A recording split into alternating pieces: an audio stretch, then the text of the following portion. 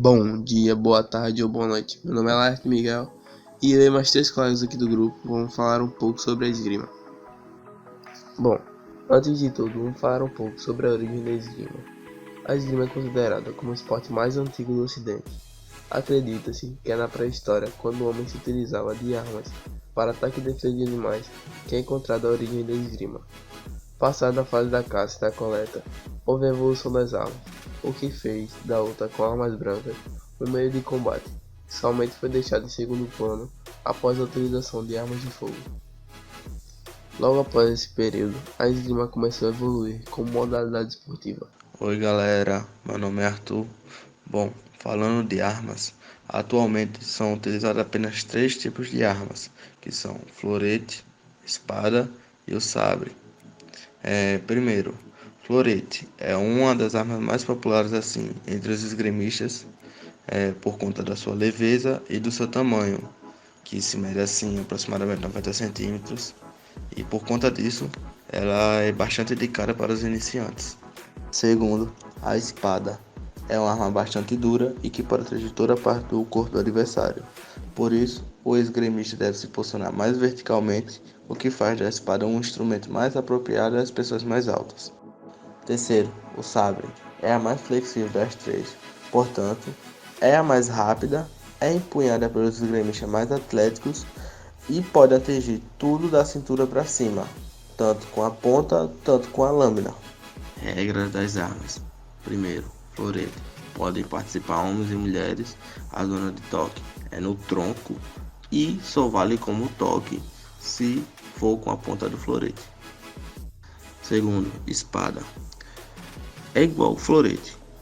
Homens e mulheres podem participar. A zona de toque é tudo acima do quadril e só vale como toque se for com a ponta da espada. Terceira arma, sabre.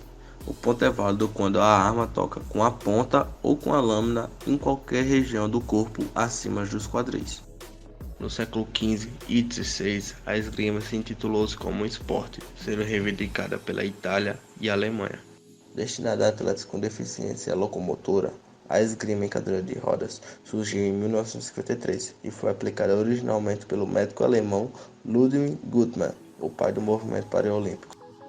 A modalidade, uma das mais tradicionais dos Jogos Paralímpicos, é disputada desde a primeira edição dos Jogos em Roma em 1960. Até em 1955, as regras da esgrima em cadeira de rodas ainda não estavam completamente definidas. Graças à entrada do esporte no cronograma dos Jogos Paralímpicos, a França propôs um novo regulamento, baseado nas normas das Federações Internacional de Esgrima. Somente 4 anos depois da estreia nos Jogos de Tóquio é que foram realizadas competições das 3 categorias do esporte: sabre, florete e espada.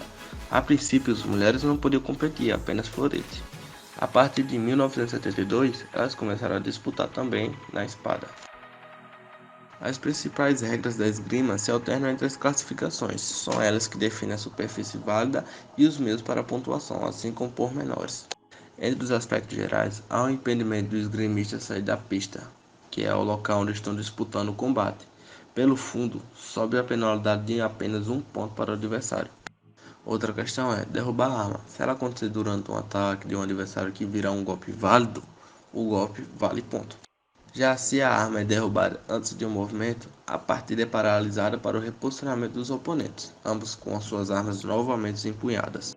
Em caso de toques simultâneos, 2 categorias, florete e sabre, contam com o adendo de uma das mais honrosas regras da esgrima, a convenção. Nela o ponto vai para quem iniciou o ataque. Na espada, os pontos são dados aos dois. A duração das partidas na esgrima em cadeira de rodas, em duelos de primeira rodada em competição, são 4 minutos ou nos 5 primeiros pontos. Nas rodadas seguintes, 3 tempos de 3 minutos ou 15 pontos. A prorrogação com gol de escolhe a mesa, com 1 minuto para algum dos esgrimistas pontuar.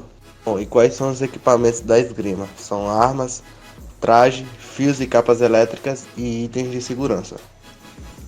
A esgrima paraolímpica é dividida por classes. Classe 1A: atletas sem equilíbrio sentado, com limitações no braço armado, sem extensões eficientes do cotovelo e sem função residual da mão. Nesse caso, é necessário fixar a arma com uma atadura. Classe 1B, atletas sem equilíbrio sentado, com limitações do braço armado, detém a extensão funcional do cotovelo, mas sem flexão dos dedos. Nesse caso, a arma é fixada com uma bandagem.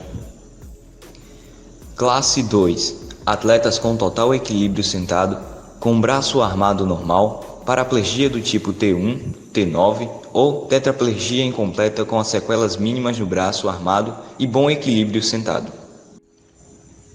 Classe 3, atletas com bom equilíbrio sentado, sem suporte de pernas e braço armado normal, lesões incompletas abaixo da D10 ou deficiências comparáveis, mas com manutenção do equilíbrio sentado. Classe 4, atletas com bom equilíbrio sentado, com suporte das extremidades superiores e braço armado normal, como lesões abaixo da C4 ou deficiências comparáveis. Curiosidades. O topo do ranking dos medalhistas na esgrima em cadeira de rodas pertence ao francês Christian Lauch. O atleta subiu ao pódio nas edições de 1976, 1980, 1992, 1996 e 2000.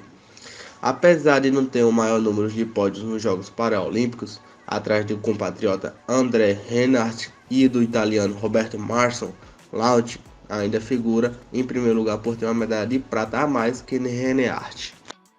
Outra curiosidade também são as cadeiras adaptadas, que são feitas para cumprirem variadíssimas regras e regulamentos sobre apoios e dimensões.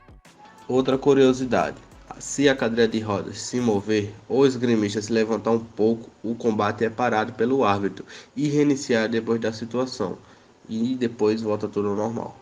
E apenas atletas com deficiência locomotora nos membros inferiores podem competir. Isso é uma das limitações mínimas do esporte. Bom, e essa foi a nossa videoaula, que foi orientada pelo nosso professor Alisson. Deixa o like, se inscreva e até a próxima.